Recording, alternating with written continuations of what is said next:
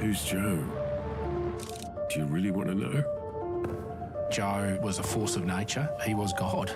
Joh is God. To hell with that. This may surprise you, but he had charisma. An absolute corrupt bastard. He was a patriot. He believed in Australia. Power hungry. Dictator. He couldn't string 3 coherent words together. Looking back in many ways, Joh wrote the playbook for Trump. I think I respect him more than anybody else I've ever met.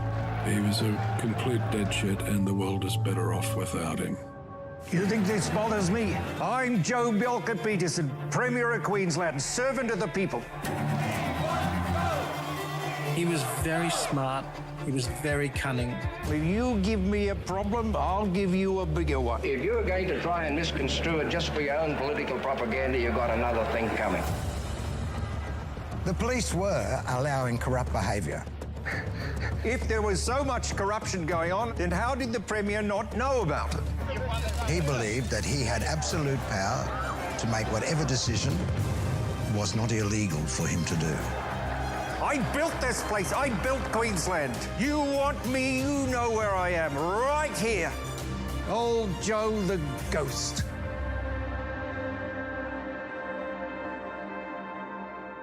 That clip you just saw was from the new Stan documentary on the life and times of Joh Bjelke Peterson. Matthew and I thought it'd be interesting to discuss the new documentary that just came out recently on the podcast this week, because anyone that is interested in grand-scale reform of our society has at one time or other flirted with the authoritarian methods of wielding power. And in Australian politics, especially modern Australian politics, no one exemplified that effective use of power as much as the hillbilly dictator, the King of Queensland. So we're going to be taking a look at this documentary, giving our thoughts on it, and also taking a look at some of the history involved in Joh and why he's sort of such an idol for some people and an object of fascination for others. And just some of the political lessons that can be learnt from his career. So welcome to the podcast, Matthew. Thanks for joining me again this week after our hiatus. Thanks, John. Lovely to be back. Hope everyone's been having a good time. And yeah, Joh is quite an interesting figure in Australian political history. One of the few kind of cult-like figures we had in our history. You know, you go across farms across Queensland in the 1980s at the height of his power, and you would have posters of Joh for Queensland in people's kitchens, on the tradesman entrance, in the barns. So quite an interesting figure that we should look into and see as young nationalists, as young conservatives in Australia, what we can learn from him and what we can improve on and kind of synthesise in our current day. Yeah, exactly. So, well, first of all, we'll give our thoughts on the film itself in terms of how it was made. I thought it was quite high quality. I really liked all the historical footage that they weaved in there. I don't know if that is publicly available, all of that footage, but it looked like they had some stuff which might have been from the archives, might have been from newsrooms that never made it to broadcast. But yeah, a lot of new footage that I had seen in there. And you get to see Joh speaking, you get to see him working, you get to see a different side of him, I think, than you get from obviously the still photos that abound. Yeah, I think it was exceptionally made for an Australian documentary, especially an Australian political documentary. It really pushes the boundary. And like you said, it was good to see Joh as a young man, because to us, you know, our generation and a couple before us, we've only ever seen Joh Bjelke Peterson as this figure, this titan in Australian politics. But seeing him as a young man, his struggles, and seeing how the people around him, you know, his children, his colleagues, his peers viewed him, and to give that more depth into that character, I think was good. I really appreciated, because he is a divisive figure, and most of the media on Joh that you'd see online on YouTube or Twitter especially would be very one-sided, very anti-Bjelke Peterson, almost making him a caricature of himself as this kind of what we've seen with Trump on the political left, where his worst qualities are amplified to an absurd amount, and completely ignoring all of his positive qualities. Yeah, and of course, because we don't really have a super high functioning right wing movement that appreciates Australian history, there isn't really the defense offered of Joh that you might have of various notorious left wing characters, people that are, controversial from the other side of politics. You only really hear the one side of things, unless you're really digging and interested in doing the research. You won't really hear the other side of Joh's life. I mean, obviously from people like Katter, which Bob Katter himself, he features within the documentary, giving his own take on things. But there are a few voices which have raised a counterpoint on Joh's life. But yeah, you're right. For the most part, it is the left wing voice that we hear. And of course, they compare him to Trump in the documentary as well. They explicitly say that Joh was a model for Trump, which I think I don't think they were implying that Trump took notes and copied him per se, just that they're of a like mold, I suppose. They both have similar qualities, which I've got my contentions with that statement, but I'm sure we'll dig into it later on. I think from like a left-wing perspective, and it's oversimplified, right-wing leader that doesn't fit the conventional mold, that's not willing to break convention and norms and rules. Yeah, I can see that comparison. But like all comparisons to Trump, I think it's more as an insult to the person. Because especially the commentators in Australian media, they dislike Trump enormously, and they want to characterise Scott Morrison, David Crisafulli, Peter Dutton on that same brush. I think it's a cheap tactic, and we can go into it, especially Bjelke Peterson's view on the media, which I'll just get. I've got his memoir in front of me. Yeah, you've got a couple of quotes you wanted to pull up from the man's mouth himself. So yeah, I think that'll add a bit of depth to it. Bjelke Peterson says, during the 19 years I was Premier, I don't think any Australian politician took a bigger hammering from the media than I did. And yet no Australian politician was more successful than me at winning votes. This must say something about the power of the media or the lack of it. My attitude from the outset was that if people know you and trust you, and if they support your policies, it doesn't really matter what the media says about you. I proved that to be true 100 times. The more the media tried to damage me, the bigger my vote became.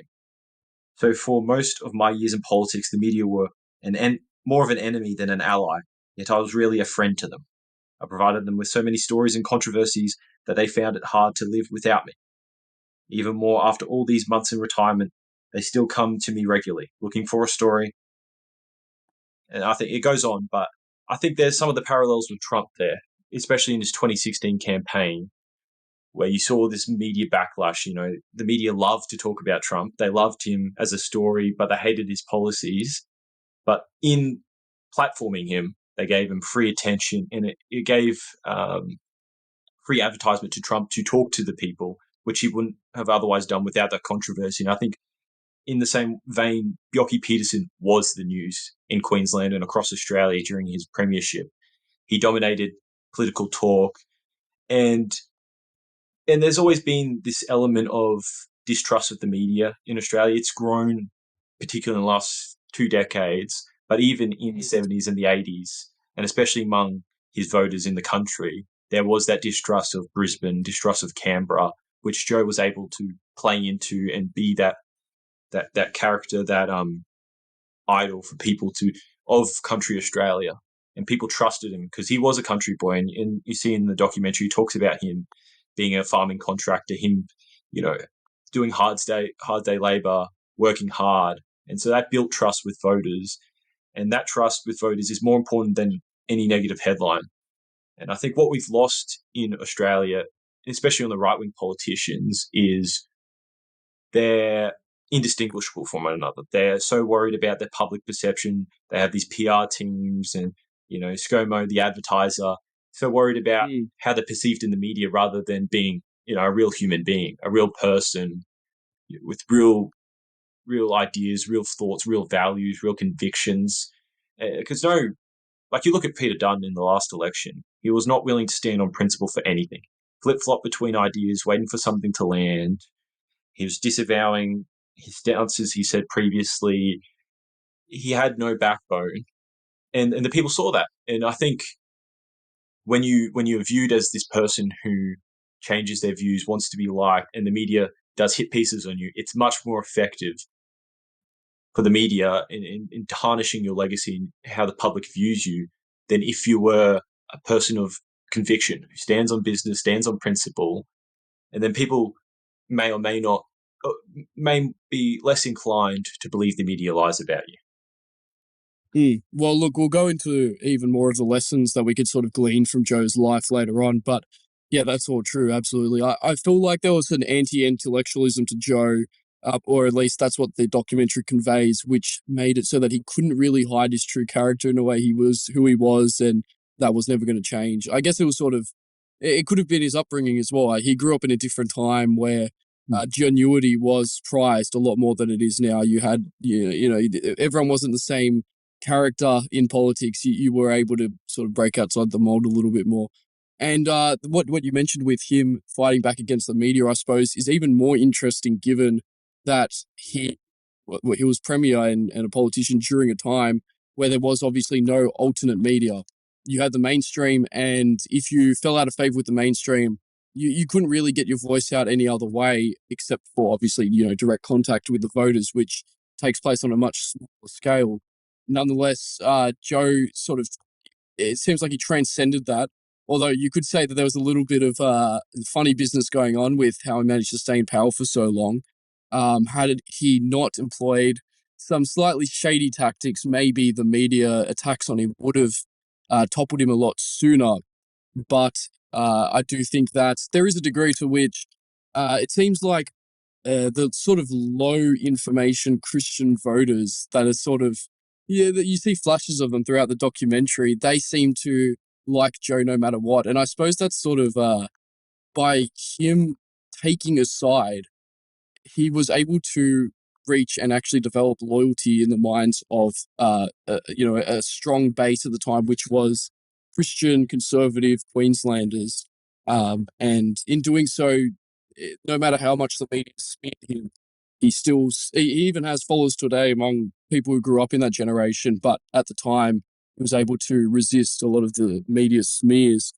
Moving on from that, though, I did want to ask you, what did you think of the actor recreation of the segments of the documentary which had an actor recreating, monologues from Joe? I think it's positive and negative. In one sense, it's negative because, like most dramatical performances or stage performances, it is one actor's interpretation of a character. So in some ways, the actor's internal values and beliefs are put onto the character. So it's not as accurate of a representation of Bjelke Peterson as real footage or real interviews or writings of the man. But on the other side, it does give life to the character, to the person of Bjelke Peterson, to a younger generation who weren't there living with him. So I think overall, I think it was done tastefully, but I don't think it should really be a precedent that really, it shouldn't start a precedent throughout Australian political media. Yeah, no, it was definitely, I think it made it a bit more movie-like than it otherwise would have been. Otherwise, it's something that could have it would have been 100% historical footage, basically, and also, obviously, the interviews with contemporaries and his children and commentators. But I do think it added sort of I think it added a movie-like quality to it. I found the actor's performance, and maybe he did a really good job, and I wouldn't have really liked Joe's delivery at the time, but I found his performance of Joe's delivery a little bit grating at times. He sort of really lent into the verbal stutters of Joe, and it got a little bit repetitive at a certain point. You sort of just wanted to, say what you're saying, get it out, rather than going sort of around in loops and stuttering and slowing down like he was doing. Because whenever they showed Joe actually speaking in documentary footage, it wasn't as pronounced as the actor made it to be. So it was a little bit of overacting, but the concept was solid, I think. Yeah, and I think it goes into the point of being a caricature. And I think when you, as an actor, there's a line of being the person and making fun of the person. And I think he was somewhere in between that kind of stepping over the line in some of those instances where he was doing the verbal stuttering too much. And like you said, it takes you outside of the performance, outside of the documentary, which has the opposite effect of what it should do. Because it was trying to immerse you into the world, trying to give you that experience of being alive or present to politics in Bjelke Peterson era. Do we want to go into the life of Joh Bjelke, just give a rough overview? I mean, it's covered in the documentary for anyone that wants to see the major plot points, you could say, in his life, but we'll just cover it quickly. I know, Matthew, you watched only the first half, so I'm throwing it to you. You can tell the audience basically what the timeline of Joh's life was. So Joh, born in North Island, New Zealand, to Danish immigrant parents. They moved to Kingaroy, or nearabouts Kingaroy, which is southern Queensland, a couple of hours north of Brisbane, Sunshine Coast inland a bit. Grew up on a farm. His father was unwell, and so he left school when he was 14 to look after the farm. Then he started developing a business where he would do farm contracting work. And as the documentary points out, he had a lot of success in clearing land using machinery. So makes a bit of money doing that. He gets involved in local politics, and then he's on, I think it's the Nango Shire Council, and the year later he gets selected for the Country Party, which he later rebrands into the National Party. He gets pre-selected for, I think it's a by-election or a state election, and he becomes a member of Parliament. And then for several cycles, he's backbencher, then he moves forward, becomes a frontbencher, and he becomes the Minister for Public Works or Infrastructure. And I think John wants to talk about that particular part of his life. Well, yeah, I didn't have I didn't have anything to add in terms of historical details, but I thought that was it seems like it was foundational to his rise, because prior to being appointed to that role, the documentary goes into how he was sort of a nobody. He was on nobody's radar in terms of being somebody that would eventually become premier, and one of the longest serving premiers at that. And so this role that he got, it reminds me of many other similar stories of political ascent, such as Robert Moses, who that maybe this is getting a little bit off the topic.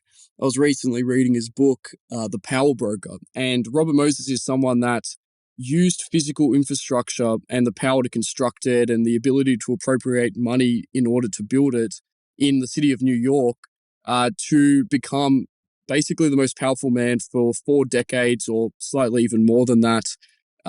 He was able to actually outspend the state government itself using the various infrastructure departments in charges. He was in charge of parks, in charge of roads, in charge of a couple of other departments, and he was able to build up New York City into what it is today. Several bridges, a lot of Central Park was conserved by him, but also many other parks throughout the city.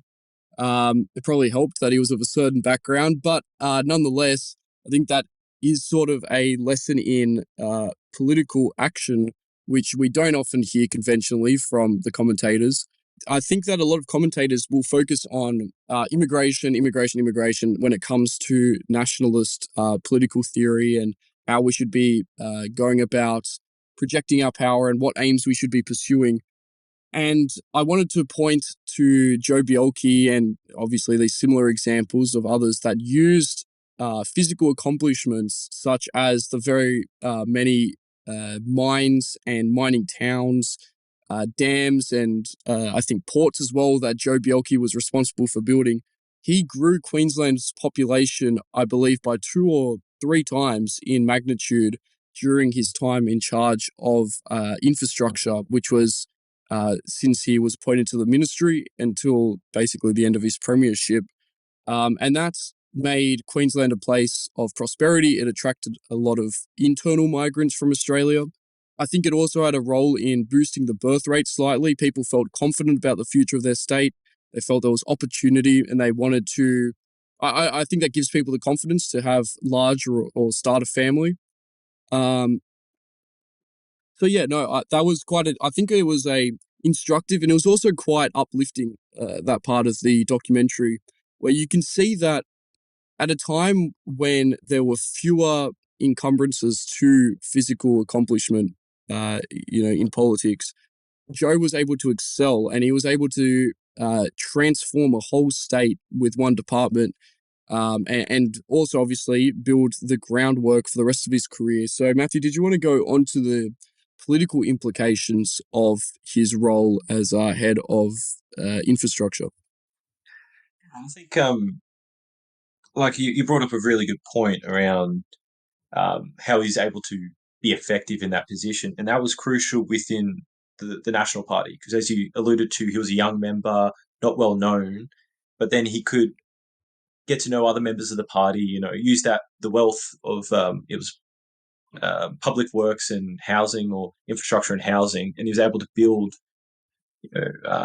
public housing in his other National Party members' seats, or build key infrastructure to unlock housing, make people's lives better there, so he could help them out. And when Frank Nicklin retired in 1968, it was clear that Jack Pizzey would become premier, but it was unclear who'd become the deputy leader of the Country Party.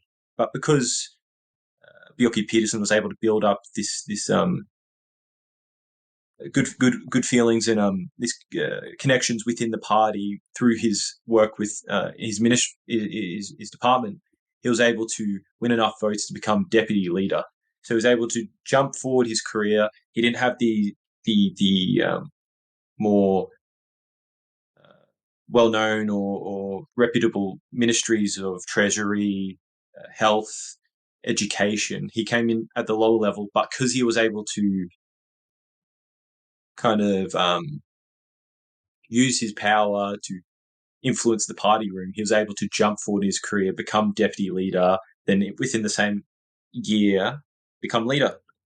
So I think it's a remarkable rise, as you were talking about, and I think it gives a lot of credence to this idea that we've been talking about a lot, is that there's not one path forward. We don't sit on this program and tell people you got to do X, Y, and Z, ABC, and then success. We've always told people, there are many paths towards success. To a conservative Christian Australia, and Bjelke Peterson's one way, and there are plenty of others. But I think it's important to look at the past, see how Bjelke Peterson leveraged his position within the party, showed that he was a useful asset. He could be trusted and relied upon to deliver for his fellow members, and that was able to propel him forward. And it's not about whose ideology is the best, who has the best ideas, who can eloquate the most about Robert Menzies or Edmund Barton or against Rousseau, but it's about who gets results. Who gets results. And isn't that so true, right? Isn't that 100% correct? As in, Joh Bjelke was not the smartest man in the room, and he didn't have the most advantages, but he was tirelessly energetic. He was able to control the choke points of power. So, for example, I don't know if you got up to this part, Matthew, Joh got a flying license in order to be able to fly to Brisbane, in order to deal with, obviously, his political duties. He lived out on a rural farm, remote from the main city, and it was basically the same amount of time, or I think longer, to commute via car, which was probably just as unreliable as a plane back then. Nonetheless, so he was able to fly around, and that made a lot of the other members, and especially the party leader, dependent on him to go and do electioneering in these far-flung states to these constituents, which were difficult to reach via other means. So he was just building up this favor bank over time. He's issuing all these industrial contracts for these big projects in various electorates around the state. He's also going, and he's the chief man that does all the hard work in order to get the votes for the party. So he really became crucial to the operations of things. And when the time came, he was able to leverage that into, like you were saying before, into becoming premier eventually, and into greater positions of power. And also he was able to wield that power effectively, because I'm sure in all the time that he was, learning about elections, learning about how the party worked, he was also learning about how to wield power as well, how the various other more studied, more experienced MPs were doing things, because he was everywhere. He was dealing with all these different people, moving in all these different circles, and it served him very well, clearly. Did we want to move on to a little bit about his right-wing credentials? I know that so far what we've been talking about might seem a little bit bland. I mean, there are many left-wing or, not particularly interesting ministers or politicians who have been great in terms of their contributions to civic life or contributions to infrastructure, roads, parks, pavements, and things like that. I think Joh's a little bit unique in that he was able to tackle the more controversial ideological issues from the right, and he didn't back down when doing so. Did you want to go into that a little bit, Matthew? Certainly. I think we should start with the most controversial, at least to his legacy, in my opinion, which was around the 1971 Springboks rugby tour of Australia. So for those unaware, Springboks are the South African rugby tour, and in 1971, the team was all white, based on the apartheid regime. And in around the 70s, particularly in Australia, there was kind of this John can speak to it a lot more than I can. He knows a lot more about the history of the Labor Party, but there was this growing communist progressive influence within the young Labor movement, and they targeted both the Springboks tour and the South African cricket tour in the same years, and they were successful in cancelling the cricket tour because of the results of what they did in the Springboks. But the interesting thing is, by 1971, Bjelke Peterson is Premier of Queensland for only a couple of years. He's new to the role, and he's in a system where, because of his gerrymandering, he isn't the most popular by vote in Queensland. He's the most popular by electorate, by the number of electorates. And so, the capital's in Brisbane. There's a lot of backlash to the tour in Brisbane, but he stands firm, and he's the only Premier or Prime Minister, the Prime Minister didn't do it, to declare a state of emergency for the tour. And then he cracked down hard on the protesters, used the force, a lot of arrests, kind of a watershed moment in this kind of left-right divide in Queensland politics. And I'm going to read again from his memoir. And he says, the tour by the Springboks rugby team in 1971 was the first big issue on which I took a firm stand as Premier. So it was one I have cause to remember very clearly. As far as I was concerned, the issue was absolutely clear-cut. The Springboks were entitled under the law to play rugby here, and the people demonstrating against the tour were not entitled under the law to stop them. It was as simple as that. I think that's pretty clear-cut. And he didn't back down from that position, despite what other politicians or other sporting authorities did, or even the players within the Australian rugby team who stepped away from that tour, made their political views known. But I think what that demonstrates is Bjelke Peterson had character. He had strength of character, where he was able to stand on business, stand on principle, and say, this is what's going to happen, and you can't change my opinion. And we've seen too often among the modern right wing in Australia, that is not the case. Peter Dunn walks back his statements against the apology, flip-flops on immigration. Tony Abbott, one week says he loves Indians, they're natural conservatives, or they should vote LNP. Then next week he's talking about how we should cut immigration. It's this lack of backbone within the modern right wing in Australia, which Joh is the antithesis to. And Joh had this strength of character where even a lot of people who disagreed with apartheid could agree with Bjelke Peterson's position. He had that kind of aura around him where he was a principled man, he was a strong Christian, strong conservative, and he was able to put that forward in a way, and he wasn't aggressive, he wasn't belittling people as you see on some spheres of the internet, but he had that strength of character that people respected. Yeah, so cracking down on those protests was certainly part of it. He was able to do so because he had some dubious connections with the police. I mean, he basically appointed a sympathetic police minister that was loyal to him, A police commissioner, I believe the title is. And I believe I found it funny how in the film that there's someone talking about how the commissioner, I can't remember his name for the life of me, that Bjelke Peterson appointed was corrupt, but he was effective. And it's like, it's almost like exactly. if you believe the things we do, and you're like around crime and where it gets committed and who commits it, it's kind of like you become an effective person. I don't know. Must be something. Yeah, no, exactly. So and that's sort of where the authoritarianism becomes sort of the most overt, is with his wielding of the police, and that's where a lot of the controversy comes from. If we'd left it at a lot of what we'd previously said in terms of, he said these controversial things. He supported, for example, Rhodesia. He supported white South Africa.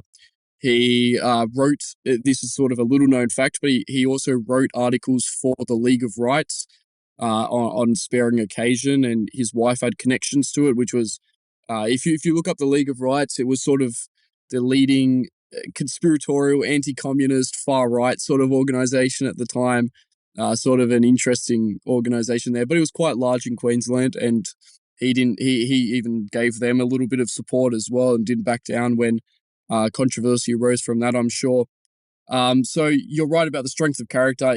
Once he believed something, he stuck to it, and he also made sure that he had the power to back it up. So when he said that he was going to support South African cricket team, he'd done the political legwork in order to enforce that and make sure that it could come to his state and things would go down just the way that he had said they would. I think that's what you were saying about how in the documentary they were saying that there was a sense that we were safe in Queensland, that Joh was keeping us safe, he was keeping the peace. And I think that it comes from his effective deterrence. I mean, if he says he's going to do something and then it happens, well, all of a sudden, I'm sure that had a very deterring effect on crime, riots, even to some degree left-wing radicalism, although it does seem like the counter-reaction from the left was strengthened because of the overt use of power. I did want to just make comment on that. There was this one little section in there where it goes into the punk scene in the 80s, the sort of left-wing revolutionary punk music scene.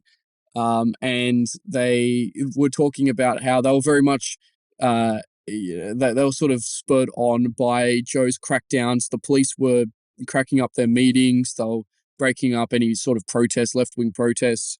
And it got to a point where all the various left-wing organizations and causes started supporting each other in Queensland. So Joh did unite the left against him.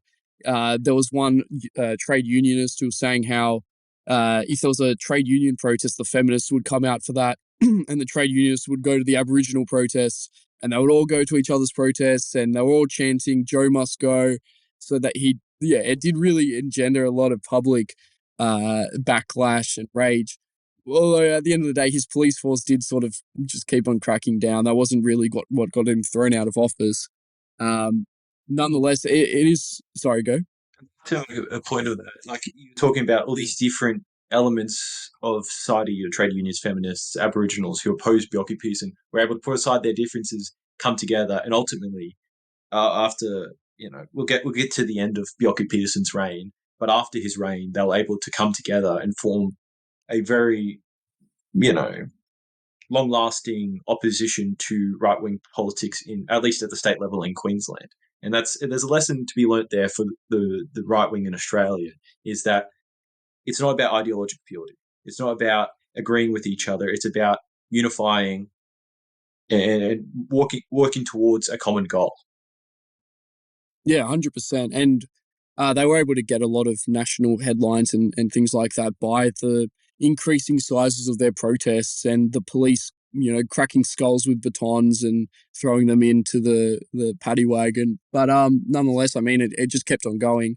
And also, I'm sure that was great propaganda for Joh as well when it came to the sections of the electorate who did support him. So all the conservatives, the Christians, he did seem to have a... did you catch the scene where he was in church, Matthew? No, there's a short scene where he's in church, and I don't know why. For some reason, I assumed that he was Catholic, but he must have been some variation of Protestant. I can't imagine. Well, I don't know. He did his. They were talking about how he was actually quite devout. Like he'd do his morning devotions and things like that. He'd do his morning prayers and get to work, and it was all sort of bundled up, that sort of Protestant work ethic. Anyway, yeah, he was in this Protestant church, and I've got to say, it was a little bit goofy. It was a little bit prosperity gospel, kind of like the preacher was popping off. It's not something I'm used to seeing, but no, that was sort of an aside. Anyway, what I wanted to really get onto was the yeah. I have a good quote on around the policing to finish that section off. Go for that. Go. And this is from Bjelke Peterson. One of the chief reasons I was able to increase the National Party's vote at election after election was that the people of Queensland knew I stood for law and order. People like firm leadership. And in Queensland, they knew I would give it to them. It was my attitude to the rule of law that eventually caused me to fall out with my police commissioner, Ray Whitwad. Whitwad's approach was not tough enough for me. He seemed to be preoccupied with making sure his police did not step on anyone's toes. If there was a disturbance somewhere and police came to grips with some demonstrators, Whitwad seemed more concerned with whether the police were infringing the demonstrators' rights than with whether the demonstrators were breaking the law. When the police got rough with demonstrators, as they sometimes have to do, Whitwad would want to institute an inquiry. During one demonstration in Brisbane in 1976, a young woman was hit on the back of the head by police baton. The incident was shown on television and the media made an issue of it. Whitwad insisted on an inquiry, but I refused. My reply to him was, this woman was one of a crowd of people trying to force their way through a line of police against the orders of the police and against the law of the land. If they got hurt in the process, that was their bad luck. If they want to, they can take civil action against the police officers concerned. So there is a legitimate avenue of redress if they want to use it, so forget the idea of an inquiry. There just isn't going to be one. Well, yeah.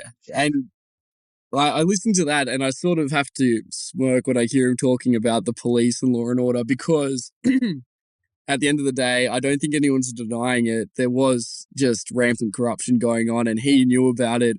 Police were taking bribes from hookers, from like all sections of the community, drug dealers. Like there was a lot of dodgy stuff going on.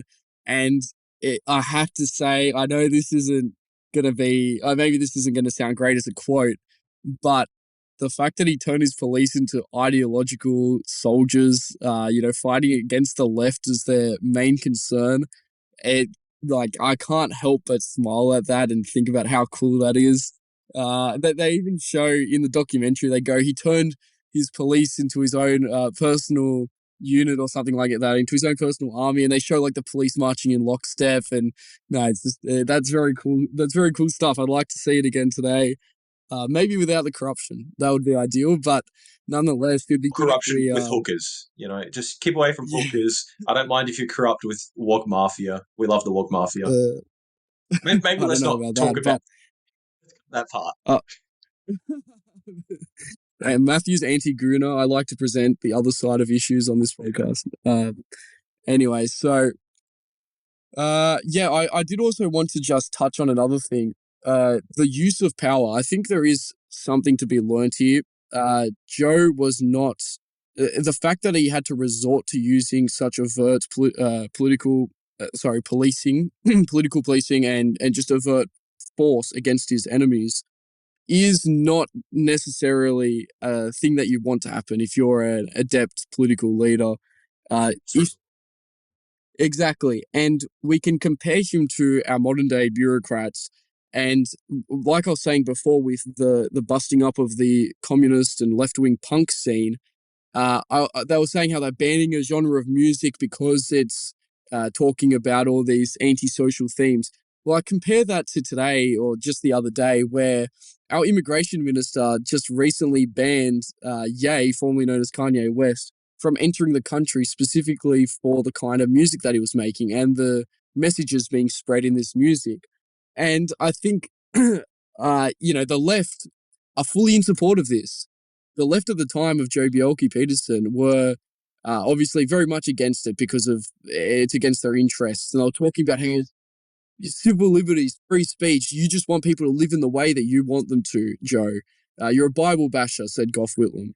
Well, did any of the left have any concerns or raise any qualms, any opposition to the fact that Ye was banned from the country? Absolutely not. They're fully in support of banning us. The only difference is they grew up as the radicals of the Queensland of the 80s.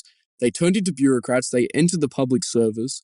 And now they're able to wield power in a way where they can do it so deftly that there's not going to be any opposition. There's not going to be any riots in the street because Ye was banned from the country. We're not going to see an army of black skinheads standing around the Diddy Star chanting certain lyrics from a song that just came out recently that YouTube is probably not going. YouTube's not going to treat it very nicely, I'm sure. But we're not going to see that. That's obviously not going to be the reaction to it, and it goes for so many other things as well. Right-wing causes are constantly going up against lawfare from the state. And the only time where you see this overt police crackdown is in the cases where it is most politically suitable for them to do so, which obviously is in the case of NSN, the National Socialist Network.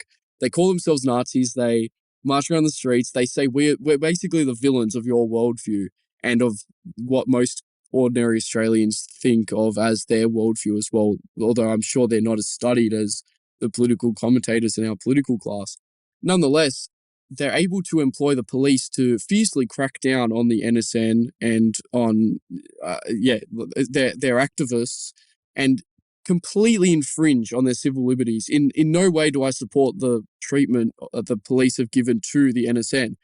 This is a lesson for, I think, the conservatives, the modern conservatives, especially the boomers. They think that they're defending this sort of abstract list of ideas, this worldview about we're a liberal country, we've got freedom of speech and we're great because of our freedom, all these sorts of things. The left doesn't believe that. And those on the right who have studied power, who are interested in how decisions are made in our government, recognise how stupid that is. It's only these sort of naive conservatards, centre of the road conservatives that don't take a stand on anything, that think that we're defending these like abstract values or something like that. That's never really been the case. The left did it cynically. The right understands power, and we're able to employ. Well, we hope to criticise it and take it down in a way that is intelligent and sensible. It's only these sort of naive centrists who don't understand. But I'll throw it back to you now, Matthew. I think it's excellent. What you just stated, these concepts of free speech, these principles of civil liberties, of the debate of ideas, the only people who actually support them are the people outside of power. It's the opposition to the system. Bjelke Peterson didn't really care too much about free speech. Anthony Albanese is the same, especially Chris Minns right now. His staffers and the staffers of Yasmin Catley, the police minister in New South Wales, they conspired to create a false narrative around the caravan bombing scenario to make that about quote-unquote anti-Semitism rather than what it was, organised crime, to engineer public support around legislation that would restrict freedom of assembly and freedom of speech. So the Labor Party, the Australian left, are more than willing to be corrupt, to play a dodgy game, to restrict free speech and freedom of assembly, to restrict the fundamental rights of people in a democracy, to entrench their own powers. And they learnt that from Bjelke Peterson. They learnt that from plenty of strongmen throughout history. And well, I don't think they did. I think that they looked at what Joh did and they realised that it's not how you don't want to have the police on the streets every day because of the popular opposition that it creates. We saw that with COVID. I think that they looked at that and they studied how to do it in a way where it creates no opposition or very little opposition. But the way they could do it without any opposition is, if you do one corrupt act or if there's one thing like Watergate, there's one massive reaction, you're this tricky dick, you're this bad guy. But if it's all these small little things that are constantly happening and it's in the media one day, then it's out, then there's another thing, people become too overburdened. They can't, recall, they can't get angry, the emotions are up and down. And so if you're doing this type of corruption, if you're doing this power politics, and you're doing it effectively in that every day in the news cycle is something new. Nothing sticks. Then you can do it without any opposition. COVID was different because COVID was the news for several months. But now that caravan scenario, it may be the third thing they talk about in the news one night. Then it slips. Then it's in the print media for maybe a month. But no one's talking about it. I talk to people about it on the streets, friends, family. No one knows about it. No one cares. Even though it is on par with some of the stuff that, they whine about Scott Morrison or Donald Trump or Anthony Albanese doing, if not worse. And then my third point I want to talk about is principles. It's you're talking about how these conservatards, as you called them, have these principles of free speech and civil liberties. But I think I want to underscore that you should enter politics with principles that are not political. They should be, on our side, they should be Christian principles. The dignity of the human person, and that informs your political positions on abortion, on euthanasia, on murder, on sex trafficking, on a whole lots of different moral issues. But you should have these principles that inform your politics, and not have politics inform your principles. Yeah, exactly. Well, that pretty much brings us to the end of what we really wanted to talk about, and I've got to be heading off. Do we want to wrap up the episode? We'll conclude with directing everyone to where they could watch the full documentary if they'd like to. And could you tell everyone where they can find more of our content as well, Matthew? Will do. So first and foremost, documentary is The Last King of Queensland, Joh Bjelke Peterson. It's available on Stan. Go watch it. It's a good watch. John and I recommend you watch it. A little bit of grain of salt, as always, with these kinds of things. And as always, find us on thenationalobserver.co. You can find us on YouTube. Subscribe to us. Follow us on your favorite podcasting platform, whether it's Spotify or Apple Podcasts. And share our articles. Our contributor, Flynn, recently did a good one on nuclear policy. John and I think it's excellent. You should share it around. It really demystifies the issue. And have a lovely week, everyone. Thanks, John.